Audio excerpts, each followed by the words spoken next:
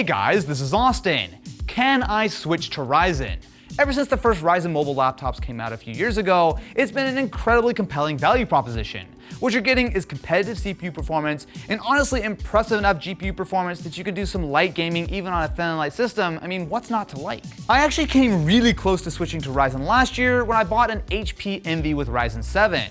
Now the performance was absolutely there, but it had a lot of problems. Not only did it run incredibly hot, but it had lots of random issues, and it actually died while we were filming an episode of Mystery Tech. So when Microsoft announced their new Surface Laptop 3 with Intel as well as AMD options, well, it felt like the perfect time to see if I could actually switch to Ryzen this time around. So for full disclosure, I have in the past been sponsored by Intel as well as AMD and Microsoft, but none of them are sponsoring this video. The only company involved is Microsoft, and that's just because they sent this out as a review unit. Really, my question here is very straightforward and very simple. Can I switch to Ryzen? The laptop I'm using is a mid-spec Surface Laptop 3, which is outfitted with a Ryzen 5 processor, 16 gigs of RAM, and 256 gig SSD, all of which seems to be just fine for me.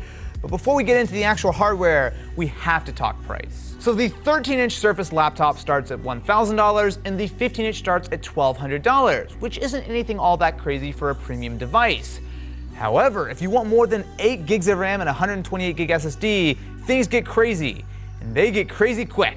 On this laptop, if you want to go from a 128 gig SSD to a 256, it is $300. Whoa. Yeah, so I mean, even if you get a premium, really nice 256 gig SSD, it should cost no more than like 50, 60 bucks, maybe 70. And that's not, of course, counting for the difference in price between 128 and 256. The fact that they're charging this is insane. The RAM really isn't much better. 8 gigs of RAM is okay, but if you want to jump up to 16, it's another $200 on top of that. Very quickly, with some pretty basic upgrades, you can spend $500 just upgrading this guy.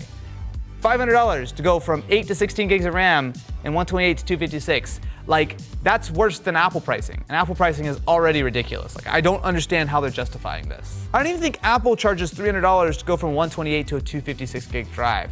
And I know this is starting off the video with a very negative connotation, and to be fair, there's lots of positive stuff with this, but not everyone gets the ability to try all these things and spend time. Like, it's hard for me to justify spending $1,700 on this. I can't tell you to spend $1,700 on this, and that's the straight at the beginning of this video. I mean, if the price isn't right out of the box, how are you supposed to even go from there? Now, beyond that, the hardware of the Surface Laptop 3 continues to be killer. So there are now two models. So the 13-inch, which we saw last year, has been upgraded with 10th gen Intel chips. However, if you want to go with the 15-inch, you have to opt for the AMD option.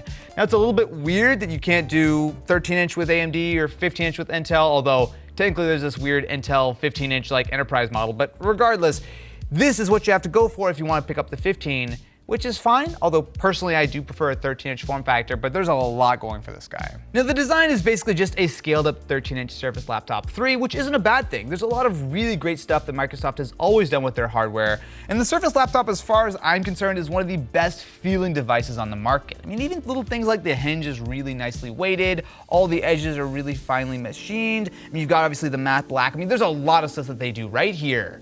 The keyboard is great, the touchpad is great. The screen, actually, I really want to give that some props because not only is it a nice large 15-inch display, but importantly, it's a 3:2 aspect ratio. I wish more people would do this. It gives you so much more screen real estate when you're browsing or anything like that. It looks great. It's a multi-touch display. I mean, there's a lot to like with that front, but that's all shared with the standard Surface Laptop 3. And there's some things that I wish weren't shared, like, for example, the port selection.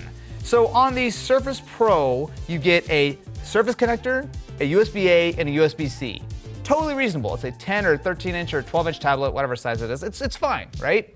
Now when you go to the 13-inch Surface Laptop, it has those same small port selection. Like, it's fine again, but it's a little bit odd. But then when you go to a 15-inch laptop with a USB-A and a USB-C port, you okay? All right, it's a choice, I guess, even though there seems to be plenty of room for another USB-C or a Thunderbolt port or something like that. And to top all of that off, this also has the same size battery as the 13. So even though you have a physically larger laptop with what I presume will be more space inside, it's still pretty much the same components as you find in the smaller version of the laptop. Now supposedly this Surface is pretty easy to upgrade, so let's put that to the test. And once you remove the 4 screws, it should be pretty much as simple as that. So flip it over and see if iFixit has led me astray. So literally, just by prying it up, be very careful not to pull that little cable, we have access to everything inside. I'm just gonna set that here. So that's a lot of empty space right here, and here, and here, and here, and here. Okay, so obviously, this is based on the 13-inch design. However, we do have access to the 256 gig SSD. The only real problem here, beyond the mildly difficult installation, honestly I think most people could probably get into it, is the fact that this is not a completely standard size. Now, it's not a proprietary SSD, it is the 2230 form factor, so you actually can, especially on eBay, pick up some of these drives aftermarket. The problem is it's not a standard size M2, which is going to make it a lot more difficult. But considering that that's a $300 upgrade, it might be worth looking into. To me, this chassis seems like it was designed to do a lot more than just this. I feel like you could probably squeeze another fan, reorder some of these components, and you could probably fit some more powerful components in here. I mean, you could definitely fit like some more ports right here. Like this whole space, look at that, you have USB-C ports. It's weird to look at this 15-inch laptop and see this much empty space. What really drew me to the Surface Laptop 3, however, is what's inside, as this is running a semi-custom AMD Ryzen processor. Now I say semi-custom, and while it technically is semi-custom with a name like the AMD Ryzen 5 Microsoft Surface Edition, what it actually is slightly less impressive than that. So inside, you're getting essentially the same second generation Zen Plus chip as you'll see on a variety of other different laptops. The real difference here is not in the CPU, but in the GPU, as both the Ryzen 5 as well as the Ryzen 7 versions have slightly more graphic capability. When I say slightly more, I mean slightly more. Now with one extra CPU on the graphics side, we technically should be getting a little bit more performance. However, the real advantage here is in the optimization work. So Ryzen has actually been pretty performant in the testing that I've done over the last couple years with all of the Ryzen laptops I've had. The issue really has just been, it's not really as well optimized, as well stable.